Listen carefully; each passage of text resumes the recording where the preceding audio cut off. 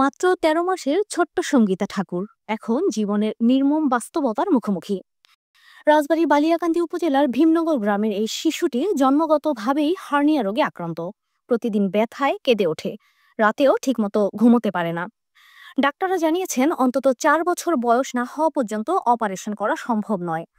ততদিন ঔষধ ও যত্নেই তাকে টিকিয়ে রাখতে হবে। সঙ্গীতার বাবা শুভঙ্কর ঠাকুর মাছ বিক্রি করে সংসার চালান। মা বিজলি ঠাকুর সারাদিন মেয়ের সেবায় ব্যস্ত। সংসারে আরেকটি সন্তানও আছে, ১২ বছর বয়সী সমৃদ্ধি ঠাকুর।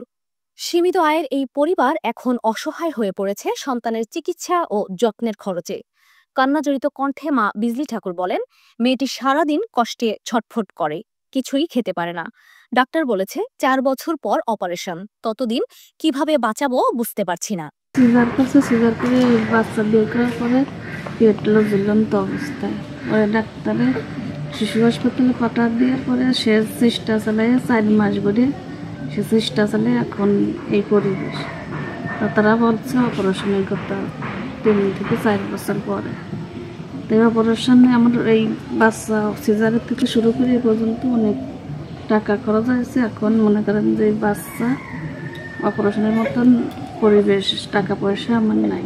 আমার এমন কোনো ক্ষমতা নাই আমি টাকা পয়সা দিয়ে চেষ্টা করে চালিয়ে যাব। আপনাদের কাছে জানাই যে আপনারা সবাই যেখানে আছেন সবাই ভিডিওটা দেখবেন, দেখে যে যা পারেন দিয়ে একটু আমার বাচ্চার মুখের দিকে তাকাবেন। জন্মগতই পেটের থেকেই ওর এই সমস্যা সিজার করার পরেই ফরিদপুর হসপিটালে থাকছি ১ মাস মতো। ১ মাসের পরে বাড়ি আসছি, ওরে ছাড়ছে।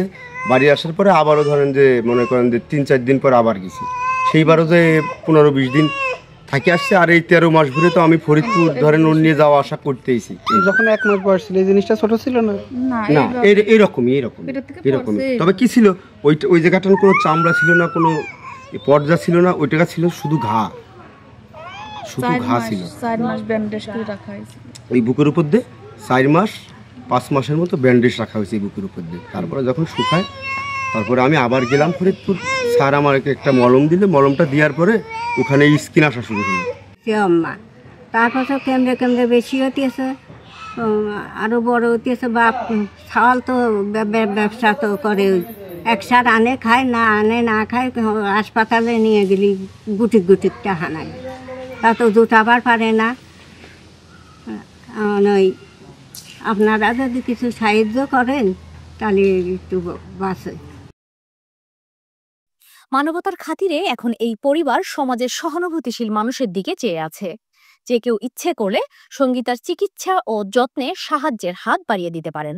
আপনার ছোট্ট সহযোগিতাই হয়তো বাঁচিয়ে দিতে পারে একটি নিষ্পাপ শিশুর জীবন।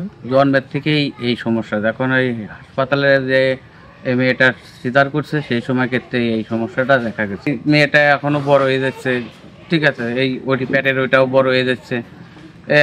সবসময় কান্নাকাটি করে, মানে আমাদেরও তো আমরা সবসময় চলাফেরা করি, আমাদের দেখতেও খারাপ লাগে, শুনতেও খারাপ লাগে। আর এদের যে পরিবারের যে সমস্যা, এ তো সাধারণ ফ্যামিলি, ঠিক আছে, অর্থবিত্ত নাই বলে চিকিৎসা করতে পারতেছে না।